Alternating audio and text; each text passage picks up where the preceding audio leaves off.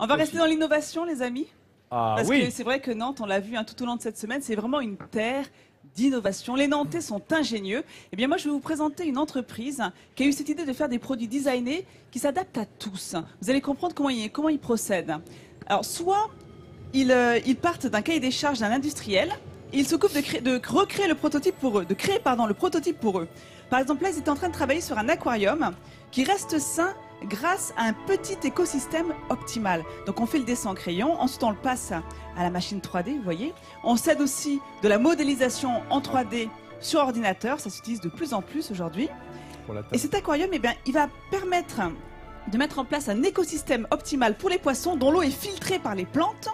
Et pour les plantes, elles vont se nourrir d'engrais naturels avec les excréments de poissons. C'est très ingénieux. Donc, une fois que des industriels ont une idée assez originale, il faut penser au packaging. Et là, on fait appel à une entreprise qui va justement créer le prototype pour vous. Non, mais ça, c'est leur première façon de travailler. Et la deuxième façon, c'est d'inventer des objets et après d'aller chercher des industriels pour vendre sa licence.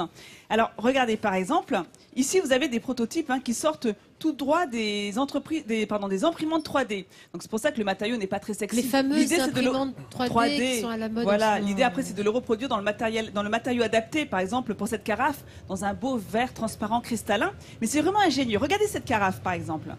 Elle a une forme assez graphique. Vous pouvez l'utiliser en l'attrapant par l'anse, de façon classique, vous connaissez tous ça.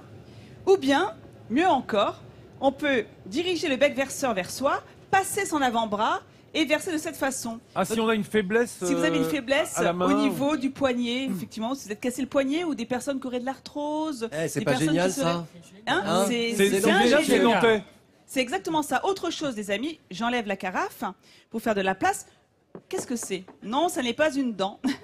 Oui, c'est vrai que ça fait un peu molaire. C'est un verre. Alors ce verre, il est assez étonnant parce que une fois de plus, ça se veut un produit transgénérationnel. On peut l'attraper de 4 façons différentes.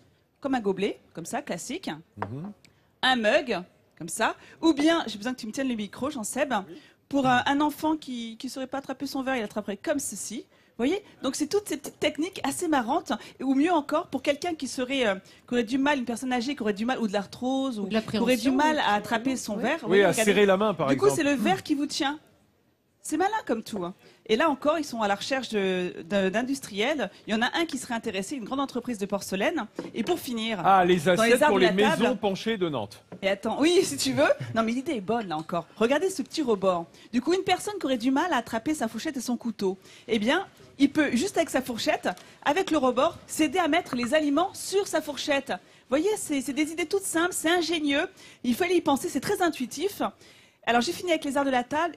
Et alors là, regardez, ça, c'est pas mal du tout aussi. C'est un fauteuil de jardin. Souvent, quand on veut un fauteuil de jardin, un fauteuil en extérieur, c'est très difficile d'avoir un fauteuil d'extérieur et confortable. En général, vous savez, c'est en métal, c'est assez dur. Au bout de 2 heures, on a mal aux fesses.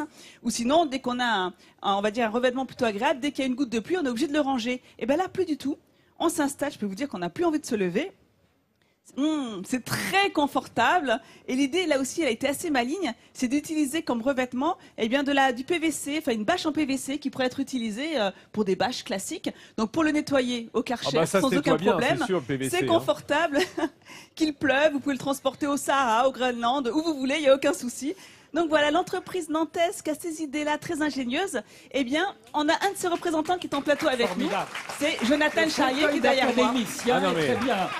Pour l'Académie française, le fauteuil d'académicien, il est très bien. Il faudrait qu'il soit vert, mais parfait. Gonzague, je voyais ton œil. N'oublie pas que tu habites au Clos Lucé, la dernière demeure de Léonard de Vinci. Et c'est vraiment cet œil vincien qui regardait ces innovations. Là, tu as vraiment le design qui est fonctionnel. Enfin, le design sert la fonction. Exactement. C'est ça le design. Ça allie le fonctionnel au beau. Et c'est très intuitif surtout. Spatial aussi, dans l'espace. Oui, en 3 dimensions. Oui, on voit. D'ailleurs, Nathalie est une spécialiste de la spatialisation de ces objets. Ouh là là, où tu vas en venir? Enfin, c'est pas grave. Depuis le début de la semaine, c'est ainsi que ça marche ici.